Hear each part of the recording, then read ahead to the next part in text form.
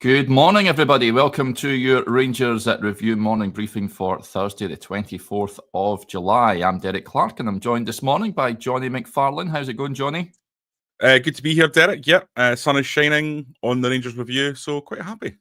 Yeah, all good. Sun is shining down here as well. So, happy days. Right, before we get stuck into the Rangers news, as ever, a quick word for the great guys at Willows Fencing, proud partners of the Rangers Review.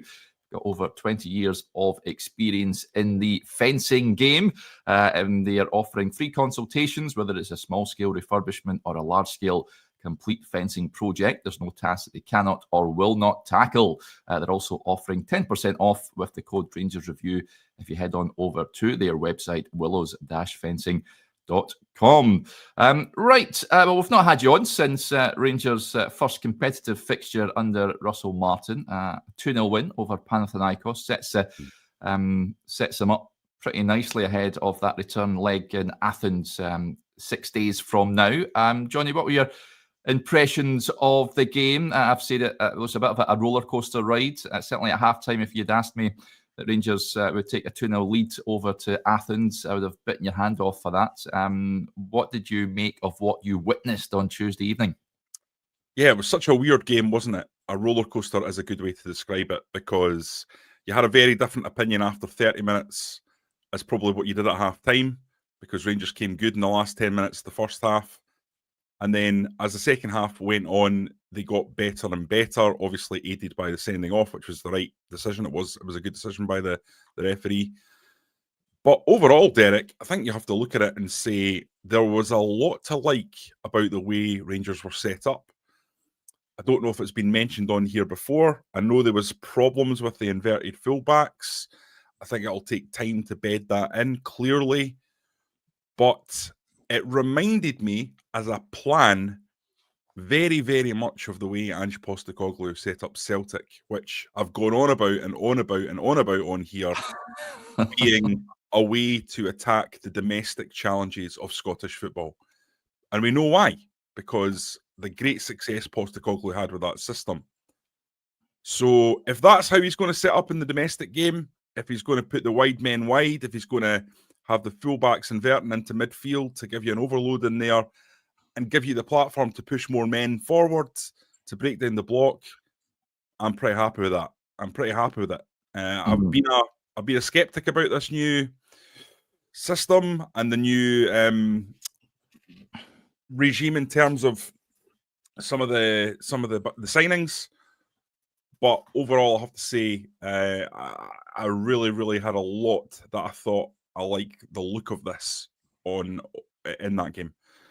Listen, there's also a lot of negatives. There was things that didn't work. There was things that had you tearing your hair out.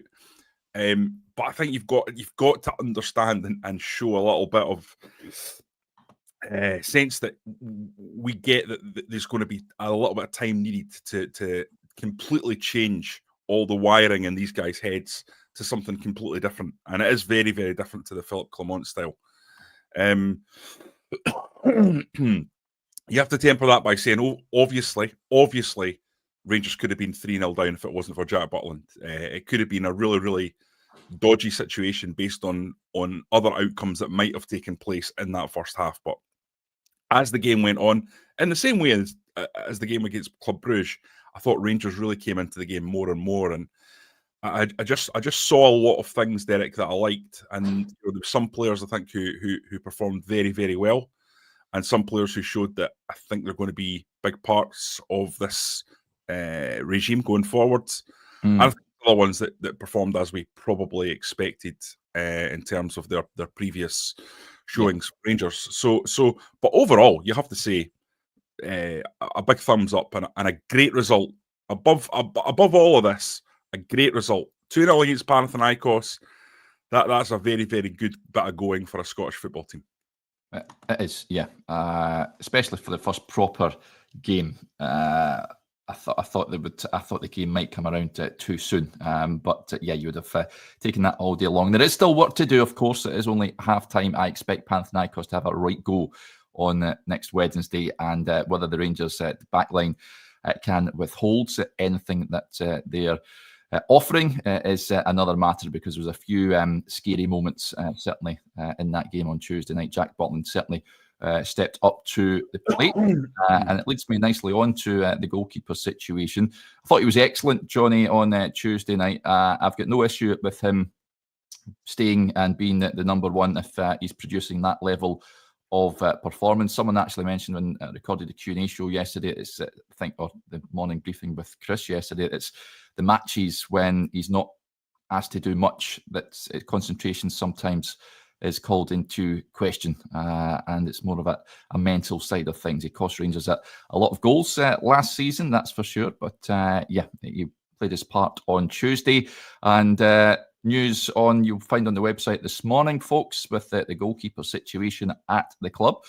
Mason Munn is closing in on a loan to Dunfermline. Neil Lennon is looking for reinforcements between the sticks ahead of their championship campaign, and work is being done behind the scenes to get Mason Munn over to East End Park for the season. So it's something that we sort of foreseen happening, him going out, getting experience, Jonny, and Rangers having, of course, Kieran Wright just signed a year's extension there. Is quite happy to be number 3, and you've got Liam Kelly and Jack Butland. Of course, Rangers were linked to the move with Carol Rushworth a couple of weeks ago.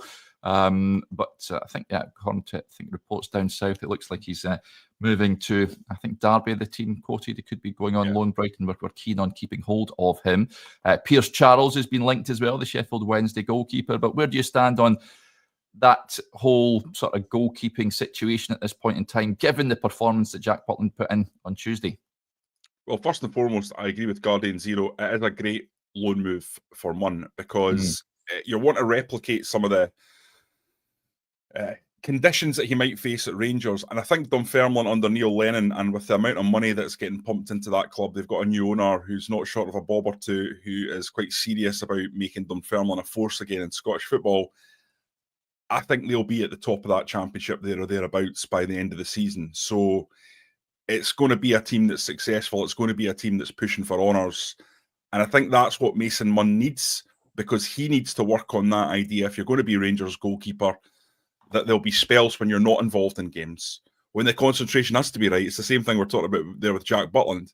That's what Mason Munn needs to be tested on, because that's what he'll face if he comes back and is the Rangers goalkeeper. And I've said before, I've seen quite a bit of Mason Munn in the youth team. I really like what I've seen.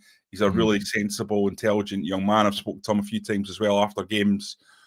So I'd like to see him go there, excel, and then come back ready for first team action and, you know, challenge for that top spot, because I think there's something there with him.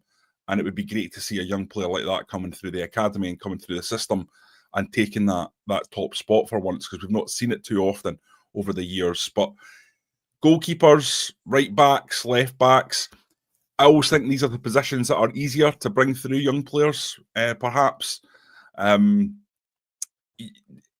the team. And I would love to see Mason Munn be one of the people that can do that. I think we've seen it with Alan McGregor, what it's like to have a really good goalie that comes through the system and gives you something, in terms of not just quality, but in terms of knowing the club inside out. And it'd be great to see Mason Munn do that. And I'm delighted that he's got that loan.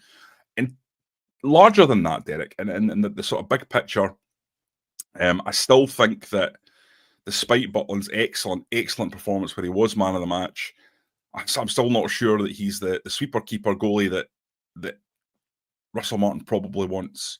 Now, it depends on whether or not the budget is going to be spent elsewhere, or if it's going to be spent, if there's going to be enough left over to make that deal happen, whether it be a Butland out and then another keeper in. I don't know, but if big man in goal is trying to persuade the manager that, you know, he wants to be part of things, well, what a way to go about it, because I thought he was just absolutely excellent in that game. Just exuded confidence, back to his best, big saves, you know, standing tall at important times, and he was absolutely terrific. And as usual, spoke really well after the game as well. I mean, Jack Butland, if he's right, if he's on it, if he's mentally sharp, he's a great goalie. Yeah, it's just we've not seen enough evidence of that version of him over the last 18 months, I don't think. But certainly it was a great start to the season, and he was the man of the match for me, the biggest player. So it's a great start. That's all I would say. But big decision ahead for the manager. Yeah, Angus says McGregor went on loan to Dunfermline. He did. That's right. Yeah, he had a great spell over there. I remember speaking to Jim Leishman a few years ago about his time there, and he said he really enjoyed having Alan McGregor there at the club. Very highly regarded coming through, and it helped him certainly stake a claim for Rangers number one. Thank you to Scott for correcting me. Carol Wordsworth is closing in on a move to Coventry, not Derby. So thank you for that, Scott. Another issue that has been brought up is, well, the defence as a whole, Jonny. It looked to me like, listen, you can see what Russell Martin is trying to do. He simply doesn't have the personnel at this point, I don't think, to carry it out to the T as he would like. Now, it looked a bit lopsided, the defence on Tuesday, certainly on the left-hand side. What you tell us that Max Aarons has been chosen to play out of position ahead of Jefte. And that's before we get to the likes, I think, Ridvan and Robbie Fraser well out the picture there. But Rangers need a left-back pronto for me. I would actually be tempted to start Jefte just on the left on Wednesday night, just to give a bit of balance there. They also need a left centre-back for me because, again, I just think John Souttar looks a tad uncomfortable on that side. Jefte, not for me in terms of that game. I'm a fan of Jefte. I think he brings something to the table in terms of physicality, pace, power. He's raw, though. And his weakest element is the defensive part of his game.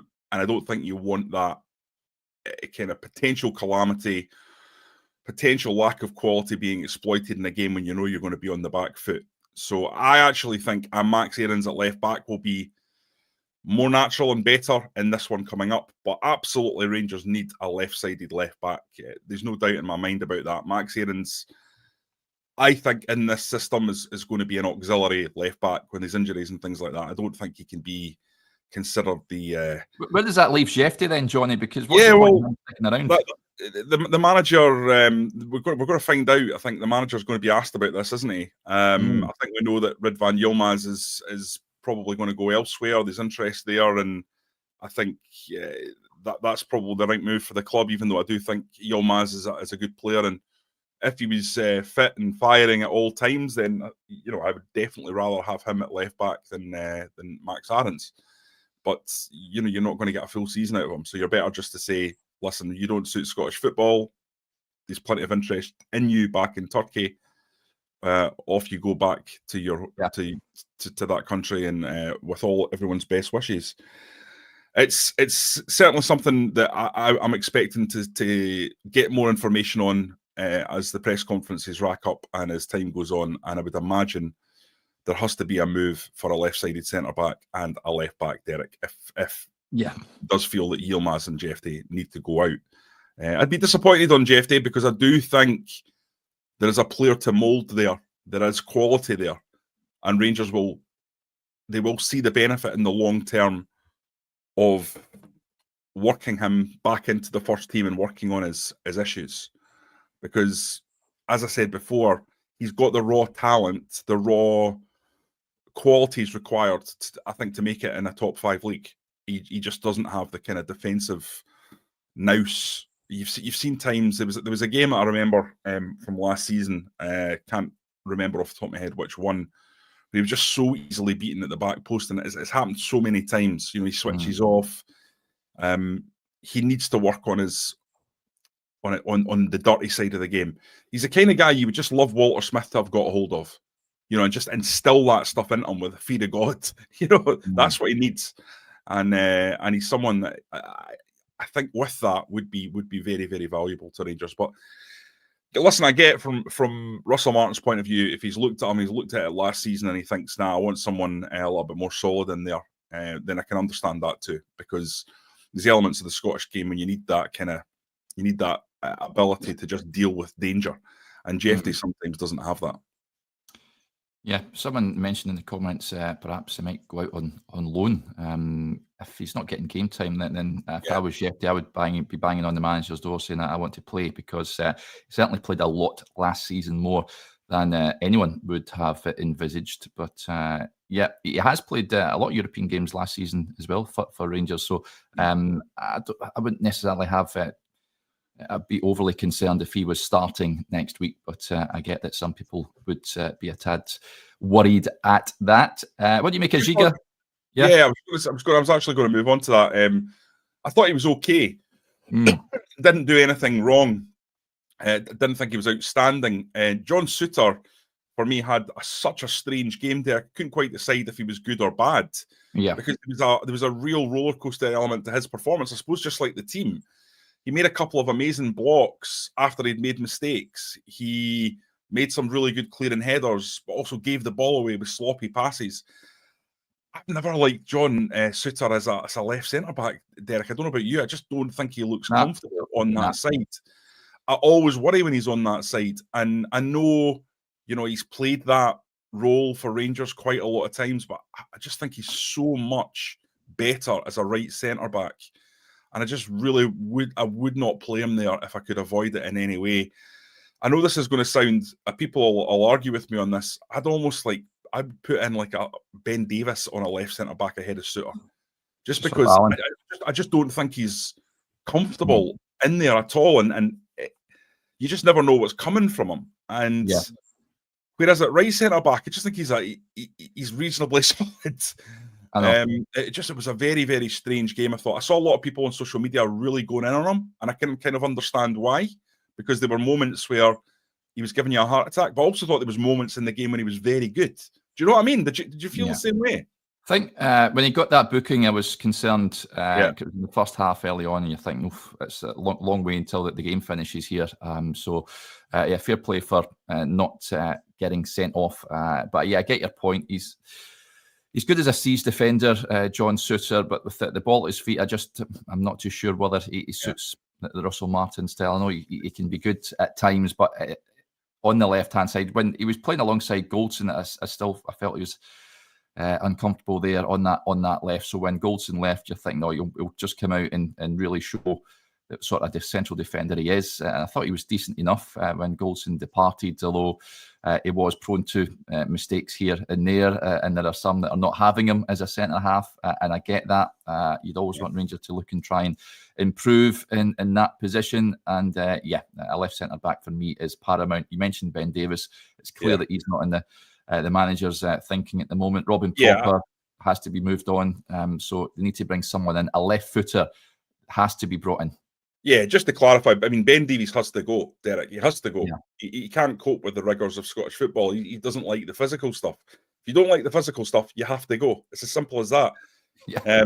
But you look at that back line, and I just find John Souttar, when you're watching a game and he's playing left centre half, you're just never comfortable. And I get the argument that you're probably never comfortable with Ben Davies, but in a European game where it's less rough and tumble, I don't know. I'm not sure that Ben Davies isn't a better option than John Souttar on that side. Of course, John Souttar on the right is a player that you can trust to a certain extent. Yes, he'll have the occasional brain fart, and I would like to see John Souttar kept around. If I'm being honest, I bang on a lot on here about how I'd like Rangers to have more of a Scottish core, Derek, and obviously he's a good Scottish player who plays for the national team. So it's clear to me that whatever happens, they need to go out and sign, as you say, a left-footed centre back who can come and just slot into that team as a first choice. That's still something they need to do. I don't think anyone looks at Giga, Fernandez, and Souttar and says that's the defenders done for the season.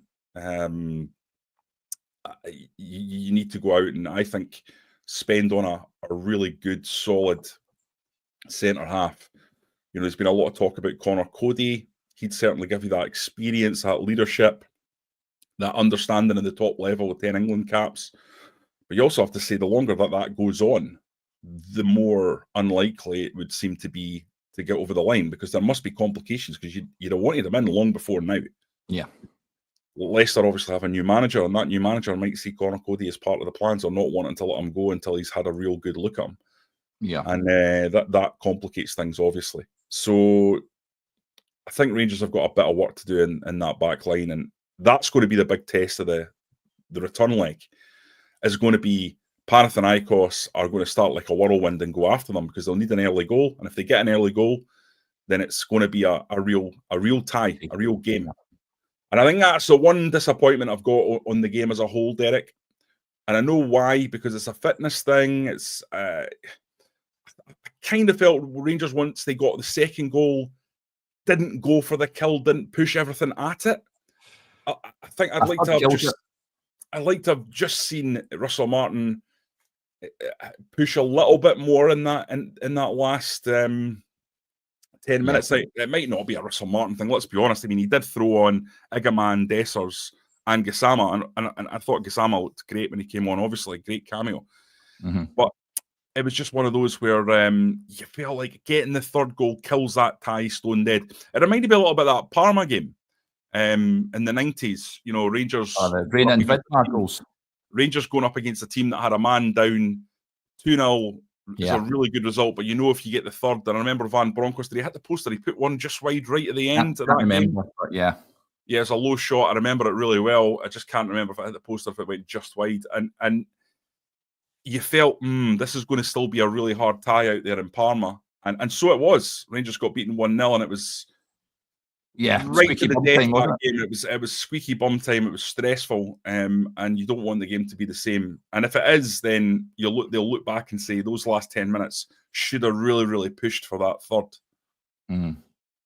I remember that Parma game was Rangers was sensational that night at Ibrox. I remember speaking to Lionel Charbonnier about that second leg. I'm sure he wasn't fit. Charbonnier, I think he said he's something like he was like about 50% fit, but Advocat just sort of patched him up and chucked him in there and said, just get on with it, sort of thing.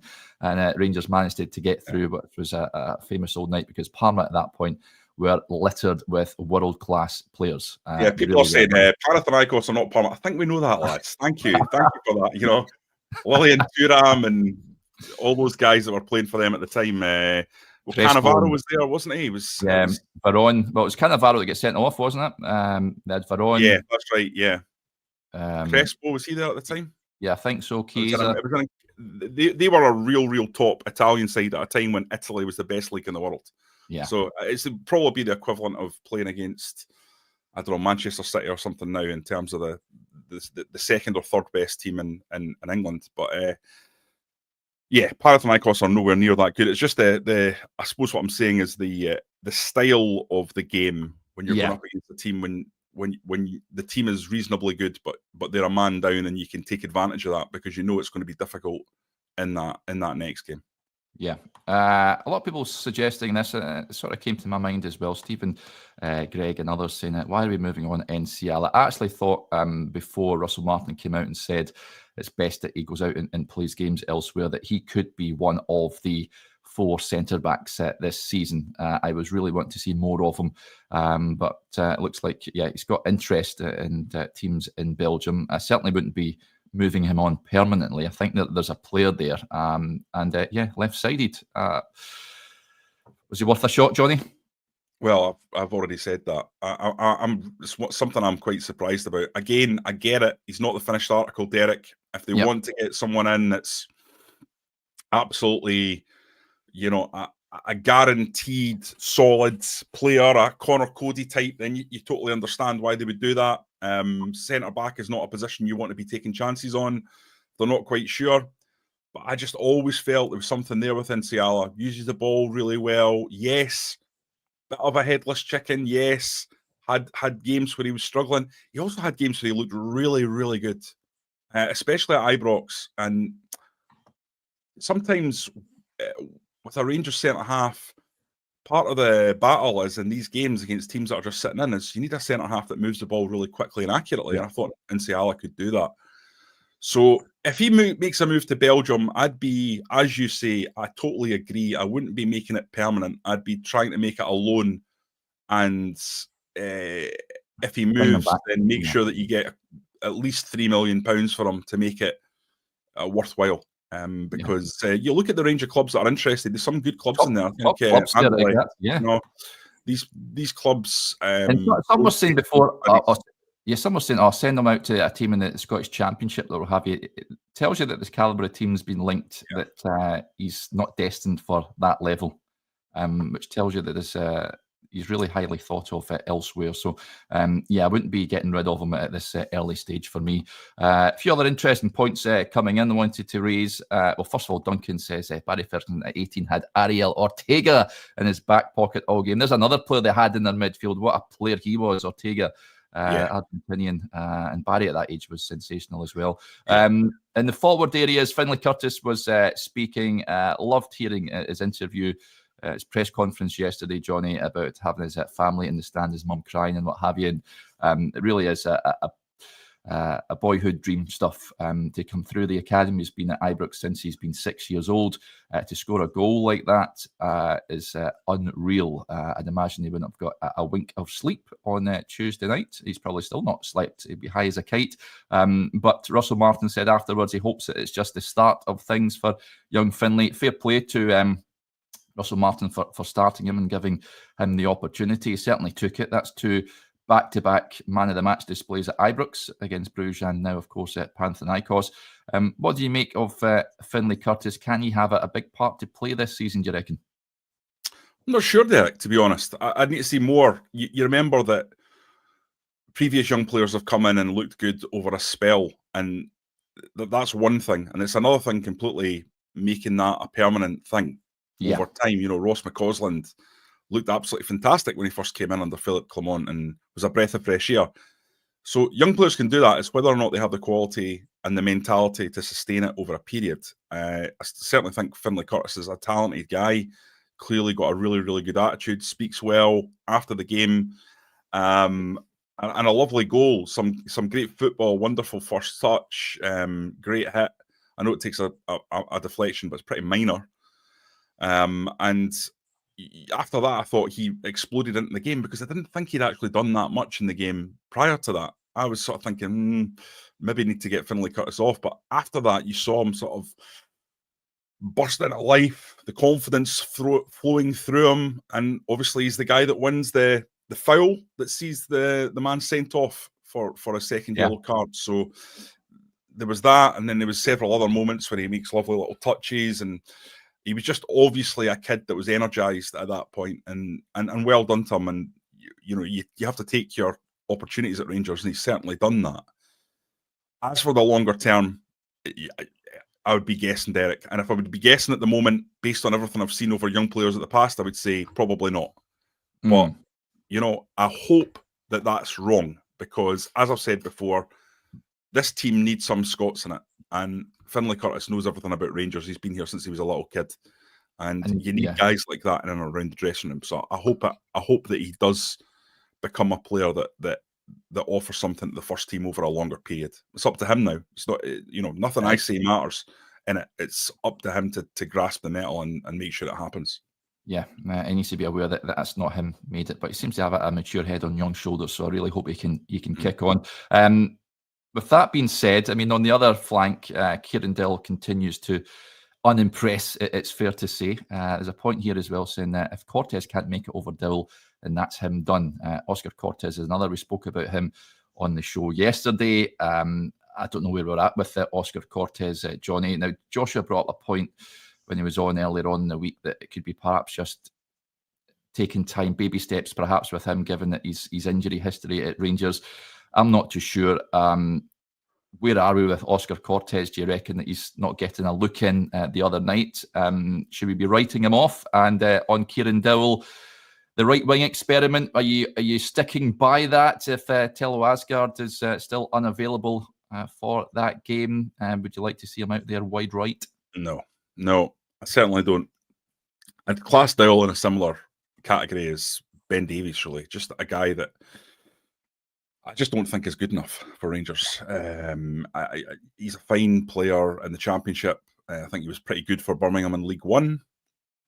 They are clearly adopting a very ruthless strategy and almost levelling up. They needed Dowell and Davies to be the best players in League Two. They knew if they got them, they would be. And now they're going for players that are going to be the best players in the Championship. I think there's going to be huge money spent at Birmingham. So I don't think they'll be coming back for those two players. I don't think that's the mantra of the Birmingham policy at the moment. I think they'll be going in a different direction. But Kieran Dowell, for me, it's just not going to be a long-term solution in any position at Rangers. And I'd be surprised if the manager continues using him. As you say, Asgard comes back. Gassama was electric when he came on. There's going to be more options there as time goes on. Oscar Cortez, well, you can't write him off, Derek, because you've just spent £4 million to bring him in literally this summer. So you've got that asset and you need to try and get the most out of it. There's no doubt that Oscar Cortez was an incredibly talented young player, 2 years ago, 3 years ago, someone that Rangers would have been delighted to bring in. But he's been hampered by injuries. I don't know what you do with him at the moment. If he doesn't continue to show anything at all, or doesn't continue to get game time, what do you do? Because you have to try and realise that asset somehow. So maybe it's a loan, but I think it's just a little bit too early. As Joshua says, he's had the injuries. There may be an element of sports science and easing him back in. But, time gets away from you as a player, and he's still young, but you've got to try and make it happen at a club like Rangers. You can't just let things come at you and let events dictate what happens. You have to take control of the narrative, and Oscar Cortez hasn't done that. And at the moment, the way it's looking, it does look like it's going to be one of those transfers that we look back and grimace at in the years to come. However, that narrative is not set, and the young man can change it. But needs to start doing it quite fast, I would suggest. Yeah, I would agree. Ross with the point says, do we rest up the guys against Middlesbrough? I think this is, at the time, I was a bit perplexed as to why Rangers would have sandwiched a friendly in between these Champions League qualifiers. But given the lack of games prior to the doubleheader, then I'm not too fussed about it. I think it might be a good thing, actually. Get players more minutes in the legs, perhaps an opportunity for even like Cortez perhaps to get game time, and some others. Gassama, I'd imagine we'll see more of him, and there might be one or two others getting minutes also. An interesting one this Saturday, Jonny. Do you think it'll be Russell Martin will perhaps go strong with one eye on Wednesday night? Nah, I don't see that, Derek. I think you nailed it when you talked about players like Cortez getting an opportunity. I think that's how they will use this game. I don't think it's unimaginable that some players could get 30 minutes or 40 minutes, 45 minutes even, who will then play on Wednesday. But sports science will dictate all that, and it'll depend on the loads that players need. You're not going to see a James Tavernier or a John Suter or a Nico Raskin, putting their all into this game. you're just not. It's just going to be another topping up exercise. And it'll depend on how much the energy they released in that game, whether or not they'll feature. But there are players there that do need game time, as James says there. Yeah. Dessers and Egerman, giving them a half, I don't think that's going to be a bad idea, even ahead of Wednesday night, because, again, it just tops up the minutes, gets them where they need to be. It's part of the fitness for the pre-season. So it'll be an interesting experimental lineup, I would imagine, and it will involve giving players who maybe aren't as close to first-team action in the big game against Panathinaikos some exposure to Ibrox and some exposure to football and minutes. Yeah. Right, that'll do it. I'll address this. Full Victim said earlier, hello, troops. What top was that you've got on, Derek? It's actually the Fortuna Sittard Fernando Rickson jersey they brought out last year. So it's got the Fernando badge on there, as you can see. So, sporting that jersey today, buddy, which is an absolute belter. So, there you go. Right, that'll do us there. Big thank you to Jonny and to you all for tuning in to the show. Very much appreciated. And, back on tomorrow morning with Chris at 9:30. We hope you can join us for that. Until then, enjoy your Thursday. Just direct you to a great piece that Joshua has got on the website this morning. He spoke to Chris Powell, who was a great left back in his day. I'd love for him in his prime at Rangers. Superb. He was a Charlton legend and also represented England. He's on the books of he's on the Gareth Southgate's coaching staff, and he's also coached Jedi Gassama as well. So Joshua has spoken to him about Gassama. Do go and check it out. It's well worth a read. Right, enjoy your Thursday, and we'll speak to you later on. Bye for now.